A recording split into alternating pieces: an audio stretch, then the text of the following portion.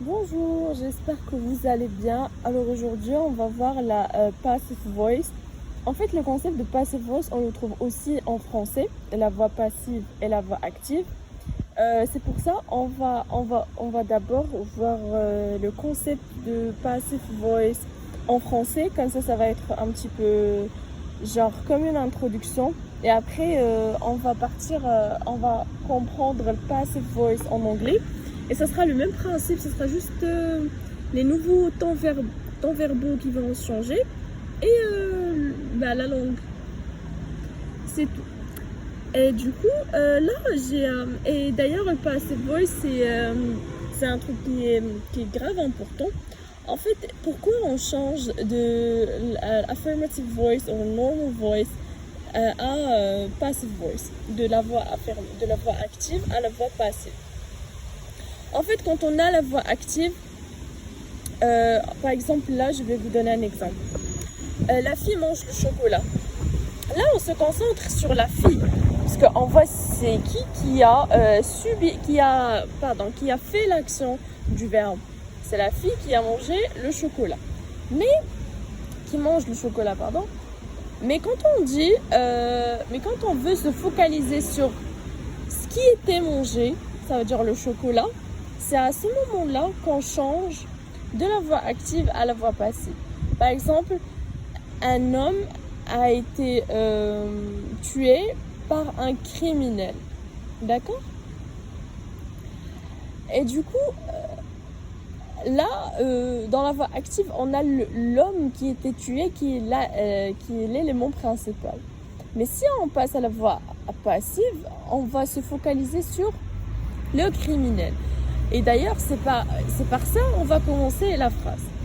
Et du coup, le principe est grave simple. Il suffit de faire une petite assimilation, genre à garder dans la tête un seul exemple avec une méthode que vous voulez. Et après, les autres exemples, ça va être le problème juste du temps verbal de la phrase de la voix active. Mais le reste, ça va être pareil. Du coup, là, on a la fille mange le chocolat. Ça, normalement, c'est une voix active, ça.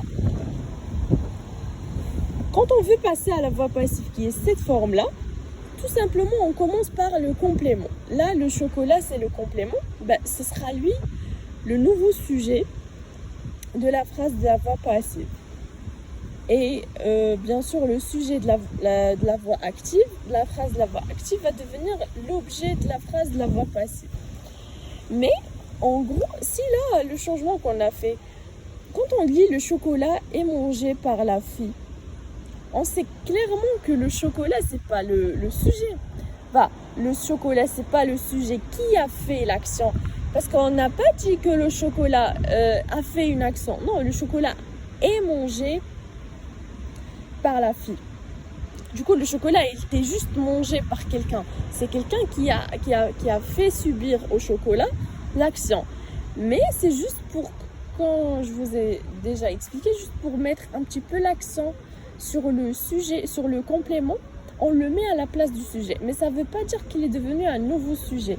Il est devenu un nouveau sujet juste du côté de l'ordre de la phrase. Mais le côté du rôle du sujet, ça veut dire que c'est celui qui fait l'action. Le sujet de la voix active reste toujours lui qui fait l'action. Par exemple, là, le chocolat est mangé par la fille. Même dans la voix passive, on n'a pas changé le sens. On comprend toujours que c'est la fille qui a mangé le chocolat. Mais c'est juste un changement de place, un échange entre le sujet et le complément. Comme ça, on met plus l'accent sur le complément à la place du sujet. Et du coup, là, ça, c'est la question de l'ordre, de l'échange entre le sujet et le complément, entre la voix passive et la voix active. Du coup, un petit récap. Le sujet de la voix active, il devient lui le complément de la voix passive.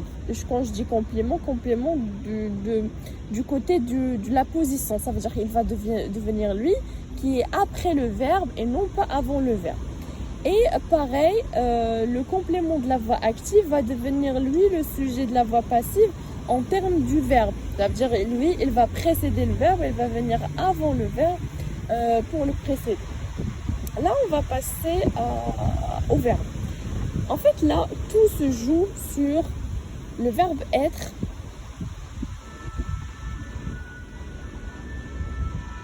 et le verbe être et le temps verbal du verbe. Là, on a le verbe mange, le verbe manger, il est au présent. Du coup, on va prendre le verbe être et on va le conjuguer au même temps verbal que le verbe de la voix active. Ça, c'est la partie un petit peu la plus, pas difficile, mais qui demande un petit peu de concentration. Alors là, quand on veut passer à la voix passive, on se concentre plus sur le verbe être, l'auxiliaire. Du coup, on va prendre l'auxiliaire être et on va le mettre dans le même temps verbal que le verbe de la voix active. Là, on a le verbe de la voix active, il est au présent. Du coup, on va mettre le verbe être au présent. Après, on va ajouter le participe passé du verbe qui est présent dans la voix active. Du coup, toujours, on va voir le verbe être. Le verbe être va toujours recevoir le temps verbal du verbe de la voix active. Si le verbe de la voix active, par exemple, est au passé, on va conjuguer l'auxiliaire être au passé. S'il est au futur, on va conjuguer l'auxiliaire être au futur pour former la voix passive. Et après, on ajoute le participe passé du verbe de la voix active. Du coup, le verbe de la voix active, il sert à deux choses. Il va servir à représenter le participe passé. On va extraire le participe passé et on va extraire le temps verbal qui va nous aider pour conjuguer le verbe, l'auxiliaire être. Du coup, là, ça va devenir le chocolat est mangé par la fille, puisque là, le verbe est conjugué au présent. Et l'auxiliaire être, il est au présent. Et on a le participe passé du verbe manger. C'est manger avec E accent à la fin. Et c'est tout. Et là, c'est une phrase là que j'ai déjà expliqué. Dans la voix passive, passive voice, on s'intéresse plus au complément chocolat que le sujet fille. Là, on va passer à l'anglais parce que c'est la même chose. Et c'est juste, c'était une petite introduction de la forme en français. Du coup, passive voice, comme je vous ai gardé le même exemple, comme ça sera plus facile à comprendre. Alors, on a The girl eats chocolate. Alors, quand on a dit, le chocolate devient le new subject. Et subject of active voice become the complement or the object of the passive voice. Du coup, on aura chocolate au début comme sujet, comme subject, et on aura the girl comme object dans la voix passive, alors que c'était le contraire dans la voix active. Jusqu'à maintenant, c'est bien. Là, on voit le verbe eat qui est conjugué au présent, et du coup, on va faire la même chose. On va prendre l'auxiliaire to be, verb to be, on va le conjuguer au même temps verbal que le verbe de la voix active. Là, le verbe de la voix active, il est au présent. Du coup, verb to be, auxiliary to be, va être conjugué lui aussi au présent. Et du coup, on va dire chocolate was, parce que c'est la troisième personne du singulier et parce qu'on a le présent, was eaten by the girl. Eaten, c'est le participe passé du verbe eat. Et comme je dis, c'est le même concept. On met le verbe to be dans le même temps verbal que le main verb, le verbe principal de la voix active. Et après, on ajoute le participe passé. Et on ajoute by. Ce by, even tout ça, by the girl, is not necessary to add this. C'est pas trop nécessaire de dire chocolate was eaten by the girl. We can say chocolate was eaten et on peut quand même comprendre la phrase et il va être correct. C'est juste pour montrer le sorte d'ordre qu'on effectue. C'est pour ça on met by the girl. C'est bien de le mettre quand on est débutant, quand on ne veut pas être perdu dans la phrase. Mais dès qu'on commence à bien assimiler le principe de passive voice, on peut juste l'oublier, le by, machin. Et on peut se focaliser juste sur l'objet. Ça veut dire, dans ce cas-là, chocolate. So we can say chocolate was eaten by the girl, and it's still correct if we say chocolate was eaten and we stop our phrase, it will be extremely correct. Je répète, là, le concept de changement d'ordre entre le sujet et le complément, je pense que c'est assez bien vu. Le sujet devient complément et le complément devient sujet. Pour la conjugaison du verbe, on prend verb to be. On prend verb to be et on le conjugue au même temps verbal que le verbe de la voix active. Et après on obtient chocolate was eaten by the girl. Du coup là on va passer à quelques exemples pour bien assimiler. En fait on va faire trois temps verbaux pardon. Et je pense qu'avec ça va être bien. Du coup, pour le présent, on va refaire un autre exemple en présent. On dit I do my homework. Ça, c'est la voix active. Tout ça, I do my homework, c'est la voix active. Pour passer à la voix passive, on va dire my homework. Ça veut dire le complément va devenir sujet. My homework is done. Du coup, là, on a le verbe et les... Attends, non, là, on va dire is eaten. Pardon. Là, on doit faire chocolate is eaten. Parce que le verbe, il est au présent. Je suis désolée. Là, chocolate is eaten by the girl. Là, c'est pas was, c'est pas is, c'est is. Parce que le verbe, il est au présent. Parce qu'en fait, au début, j'ai mis la phrase, j'ai mis ça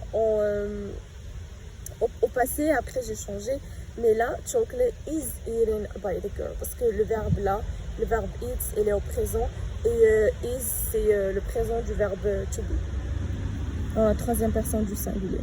Et du coup là, c'est la même chose, my homework, c'est le complément, my homework va être mis ici, et là, on va mettre le verbe to be en présent, is. Et on va faire le participe passé, parce que do, elle est au présent. Do, I do, you do, he does, she does. C'est le verbe done, le verbe do au présent. Et on va mettre le participe passé du verbe do qui est done. Là, comme vous avez remarqué, je peux mettre by me, comme je peux ne pas le mettre. My homework is done, just this phrase. C'est correct. Et si vous voulez être grave détaillé, grave bien expliquer votre phrase et le concept de la voix passive, vous pouvez ajouter by me. Mais ça reste correct si vous ne l'ajoutez pas. Là, on va partir à une phrase qui est conjuguée au present perfect. My mom has prepared a cake. Present perfect, ça veut dire verbe to have en présent plus past participle. My mom has prepared a cake. Et du coup, là, on va commencer par le complément. Ça, c'est devenu par défaut. A cake. Et là, on va conjuguer le verbe to be en present perfect. Ça veut dire verb to have in present plus past participle. Et là, on verra le past participle du verbe to be. C'est been.